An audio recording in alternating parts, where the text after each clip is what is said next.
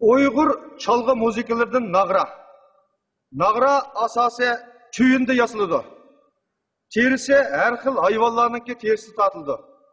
Urduğan yağıçını her xil yağaçlarda oşunda çıraylık uyap, pişlap, şasak buldu.